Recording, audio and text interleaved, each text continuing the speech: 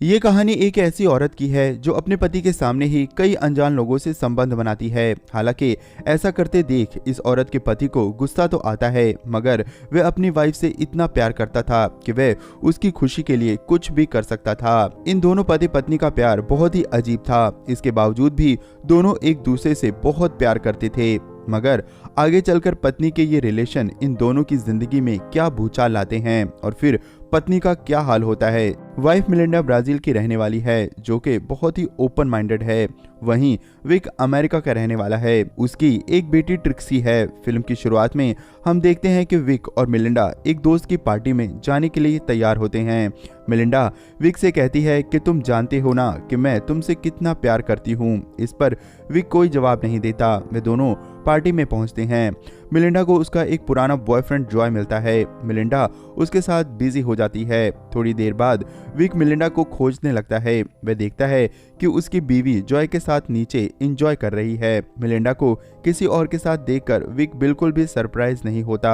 हालांकि उसके चेहरे पर दुख जरूर था। पार्टी के कुछ दोस्त उससे कहते हैं कि ये सब देखकर तुम कुछ करते क्यों नहीं हो, लेकिन विक कुछ नहीं कहता। थोड़ी देर बाद देखते हैं कि विक की पत्नी मिलिंडा पियानो बजा रही है। उसे पियानो बजाते देखकर विक बहुत खुश होता है। उसका ये व्यवहार बहुत अजीब लगता है। पार्टी में जॉय और विक आपस में बात करते हैं। जॉय विक से कहता है कि तुम कितने अच्छे पति हो जो अपनी पत्नी के पर्सनल लाइफ में बिल्कुल भी इंटरफेयर नहीं करते। तुम्हें कोई फर्क नहीं पड़ता कि तुम्हारी पत्नी किसके साथ अपना टाइम बिता रही है। तब विक कहता है कि क्या तुम्हें पता है कि मिलिंडा का एक पुराना बॉयफ्रेंड था जिसका नाम मार्टिन था।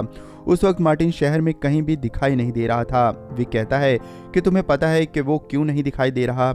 जॉय पूछता है कि क्यों नहीं दिखाई दे रहा। विक कहता है कि मैंने उसे मार डाला क्योंकि जो भी मेरी वाइफ के करीब आता है उसे मेरा शिकार होना पड़ता है। ये सुनकर जॉय काफी डर जाता है और पार्टी छोड़कर भाग जाता है। मिलिंडा समझ जाती है कि विक ने कुछ किया होगा। वे विक से पूछती है कि तुमने जॉय को क्या धमकी दी है, वह पार्टी में दिखाई क्यों नहीं दे रहा। विक कहता है कि नहीं, बिल्कुल भी नहीं, मैंने ऐसा कुछ भी नहीं किया। रात को विक मिलिंडा का बॉडी मसाज करता है। उसके बाद मिलिंडा कहती है कि तुम अपने कमरे में चले जाओ। इस बात से ये पता चलता है कि दोनों अलग अलग कमरों में सोते हैं। ऊपर से ये लोग खुश रहने का दिखावा करते हैं, लेकिन अंदर से इनके बीच कुछ भी ठीक नहीं चल रहा। विक ज्यादातर समय अपनी बेटी के साथ बिताता है। जो समय बचता है वे अपने स्नेल हाउस में बिताता है। असल में विक ने अपने घर के गार्डन में एक छोटा सा स्नेल कल्चर के लिए रूम बना रखा था। विक की बेटी बहुत ही स्मार्ट थी। वे अपने स्कूल के लिए एक प्रोजेक्ट तैयार कर रही थी। ये आलू के कचरे वाला रोबोट था। ट्रिक्सी बहुत ही समझदार थी। वे अपने मॉम और डैड दोनों के बीच एडजस्ट होने की कोशिश करती रहती। विक अपनी बेटी को स्कूल छोड़ने जाता है तो ट्रिक्सी की स्कूल टीचर केली विक से मिलती है, जो कि विक की अच्छी दोस्त होती है। केली कहती है कि मैंने सुना है कि तुम अपनी पत्नी के बॉयफ्रेंड का मर्डर कर देते हो। जॉय लोगों को बता रहा है कि तुमने मार्टिन का मर्डर कर दिया है। तब विक कहता है कि नहीं, मैं तो मजाक कर रहा था। केली कहती है मजाक हो या फिर सच, लेकिन आइडिया तुम्हारा काम कर रहा है। अब जॉय तुम्हारे घर के आसपास भी दिखाई नहीं देता। मिलिंडा भी उसकी इस बात से बहुत दुखी होती है। वह विक से कहती है कि जॉय को घर पे डिनर के लिए बुलाते हैं और तुम उससे सॉरी कहोगे। अगले दिन जॉय डिनर पर आता है। डिनर के बाद मिलिंडा कहती है कि तुम ट्रिक्सी के पास जाओ और उसे कहानी सुनाओ। विक समझ जाता है कि मिलिंडा जॉय के साथ एंजॉय करना चाहती है। विक अपनी बेटी के पास जाता है। ट्रिक्सी अपने पापा से कहती है कि मॉम को वो किसी और के साथ देखना पसंद नहीं करती। तब विक कहता है कि कोई बात नहीं, मैं सब ठीक कर दूंगा और उसे सुला देता है। विक बाहर निकलता है तो देखता है कि मिलिंडा और जॉय आपस में इंटीमेट हो रहे हैं। उसे ये सब अच्छा नहीं लगता। वे किचन में जाता है और बर्तन गिरा देता है। आवाज सुनकर वे दोनों बाहर आते हैं। जॉय उसके पास आता है। विक उससे कहता है कि मैं तुमसे कोई सॉरी बोलने वाला नहीं हूँ। तुम्हें पता है कि मैंने मार्टिन को मार मार कर उसका सर फोड़ दिया था। ये सुनकर जॉय और भी डर जाता है और घर से तुरंत ही भाग जाता है। अगले दिन मिलिंडा और विक एक और दोस्त की पार्टी में जाते हैं। वहाँ उन्हें डॉन नाम का एक आदमी मिलता है। वह बताता है कि मैं शॉर्ट स्टोरी लिखता हूँ, तुम क्या करते हो। वे कहता है कि वह ड्रोन में इस्तेमाल होने वाले चिप बनाता है। तब डॉन कहता है कि वही ड्रोन जो अफगानिस्तान पर बम गिराते हैं। तब वे कहता है कि नहीं, इससे सामान लोगों के घर तक पहुंचाया जाता है। दोनों में काफी बहस होती है। इसी दौरान डॉन कहता है कि तुमने मार्टिन को मारा था, हमने भी सुना है। तब वे कहता है कि नहीं, ये सिर्फ मजाक था, तुम इतने सीरियस क्यों हो रहे हो। पार्टी में विक अपने दोस्त केली के साथ डांस करता है, जिसे देखकर मिलिंडा काफी जेलस फील करती है और वापस जाते वक्त दोनों कार में काफी करीब आ जाते हैं। रात को ये दोनों इंटीमेट भी होते हैं। कुछ दिनों बाद विक को पता चलता है कि मिलिंडा पियानो क्लासेस के लिए जा रही है, जहां पियानो टीचर चार्ली मिलिंडा का नया बॉयफ्रेंड बन चुका है। विक स्नेल कल्चर में होते हुए उन दोनों के बारे में ही सोच रहा होता है। जब विक मिलिंडा से पूछता है कि वह रात को कहाँ थी, तो वह खुलकर बताती है कि वह चार्ली के साथ एंजॉय कर रही थी। साथ ही वह ये भी बताती है कि चार्ली उसे कैसे कैसे खुश करता है। ये सुनकर विक बहुत दुखी होता है। अगले दिन एक पार्टी के दौरान चार्ली पियानो बजाता है और मिलिंडा उसकी धुन पर डांस करती है। थोड़ी देर बाद विक देखता है कि मिलिंडा और चार्ली कहीं दिखाई नहीं दे रहे।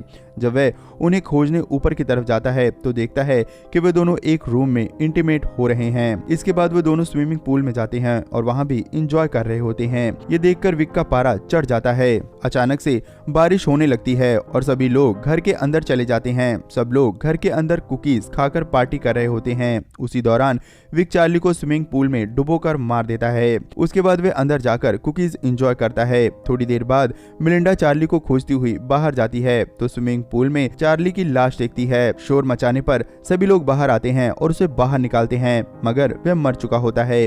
पुलिस भी आती है और सबसे पूछताछ करती है, लेकिन उन्हें कुछ भी पता नहीं चलता।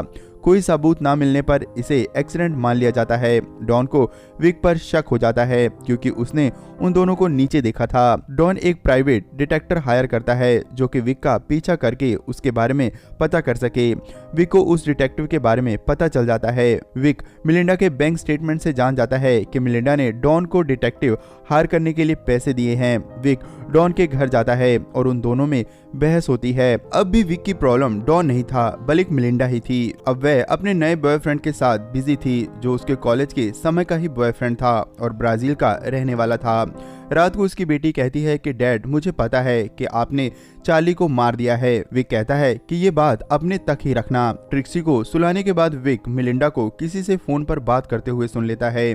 उसकी बातों से पता चलता है कि वह ट्रिक्सी को साथ लेकर ब्राजील शिफ्ट होने जा रही है, मतलब कि वह उसे छोड़कर जाने वाली है।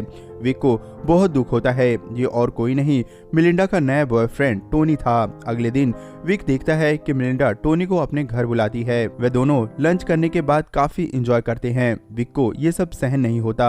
अगले दिन विक टोनी को एक रेस्टोरेंट में पिक करता है। विक किसी तरह टोनी को अपने साथ चलने के लिए कन्विंस कर लेता है। विक उसे लेकर एक हाइकिंग साइट पर ले जाता है। वहां पहुंचकर वे दोनों कार से उतर जाते हैं। टोनी थोड़ा आगे बढ़ता है तो विक एक पत्थर से उस पर अटैक कर देता है, जिसके बाद टोनी पहाड़ी से नीचे गिरकर मर जाता है। नीचे जाकर विक टोनी की लाश को एक पत्थर के साथ एक बेल्ट में बांधकर नदी में फेंक देता है। साथ ही उसका पर्स निकालकर रख लेता है। विक अपने डॉगी के साथ वापस घर आ जाता है। घर आकर विक मिलिंडा से पूछता है कि क्या बात है, टोनी आजकल दिखाई नहीं दे रहा है। विक अपनी बेटी के साथ एंजॉय करता है। मिलिंडा कहती है कि काफी समय हो गया है, हाइकिंग साइट पर नहीं गए हो। वे तीनों उधर पिकनिक के लिए जाते हैं। वहां विक मिलिंडा को उसकी तस्वीर दिखाता है जो उसने खुद खींची थी। मिलिंडा अपनी तस्वीर देखकर बहुत खुश होती है। वे कहती है कि तुम वाकई ही बहुत अच्छे हो। मेरी इन हरकतों के बावजूद भी तुम मुझे कितना प्यार करते हो। मुझे तुमसे ज्यादा प्यार करने वाला कोई और मिल नहीं सकता। तभी विक देखता है कि उसकी बेटी नदी के पास चली गई है। वह उसे वहां से लाने जाता है। विक देखता है कि टोनी की डेड बॉडी फूलने की वजह से पानी के ऊपर आ गई है। विक तुरंत ही मिलिंडा और ट्रिक्सी को वहां से लेकर घर की तरफ निकल जाता है। वह जानबूझकर मिलिंडा का एक स्कार्फ वहां पर छोड़ देता है। लौटते वक्त कार में मिलिंडा कहती है कि उसका स्कार्फ वहीं पर छूट गया है। विक कहता है कोई बात नहीं, वह कल जाकर वहां से ले आएगा। रात को विक और मिलिंडा इंटीमेट होते हैं, जहां बहुत दिनों बाद विक को एहसास होता है कि शायद मिलिंडा अब बदल गई है। सुबह उठकर विक साइकिल से मिलिंडा का स्कार्फ लेने हाइकिंग साइट पर जाता है। उधर मिलिंडा सुबह उठकर विक को खोजते हुए उसके स्नेल वाले रूम में जाती है।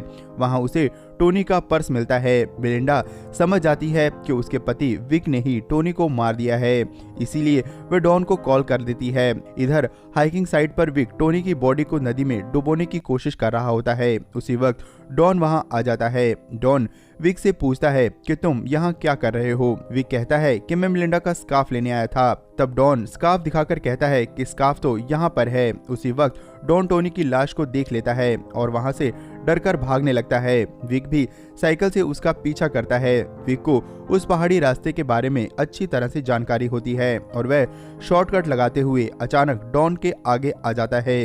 विक को बचाने के चक्कर में डॉन की कार पहाड़ी की तरफ मुड़ जाती है। डॉन पहाड़ी से नीचे नदी में गिरकर मर जाता है। इधर मिलिंडा रोते हुए अपना बैग पैक कर रही होती है। वह वहां से जाना चाहती थी। तब विक की बेटी ट्रिक्सी उसका बैग स्विमिंग पूल में फेंक देती है। वह कहती है कि मैं आपके साथ नहीं जाऊंगी, मैं आप दोनों को एक साथ देखना चाहती हूँ। मिलिंडा कुछ सोचकर रुक जाती है। विक जब घर आता है तो देखता है कि मिलिंडा सामने बैठी हुई थी। विक पूछता है कि क्या हुआ। मिलिंडा कहती है कि कुछ नहीं, मिलिंडा ने टोनी के पर्स को जला दिया था। उसे रियलाइज हो गया था कि उसके पति से ज्यादा उसे कोई और प्यार नहीं कर सकता। देर ही सही वे दोनों एक हो जाते हैं। इसी के साथ ये फिल्म यहीं पर खत्म हो जाती है। दोस्तों, क्या विक ने सही किया या फिर गलत, अपनी राय कमेंट में जरूर लिखें। विक के लिए एक लाइक जरूर करें और आगे भी ऐसी मस्त वीडियोस के लिए चैनल को जरूर सब्सक्राइब कर लें।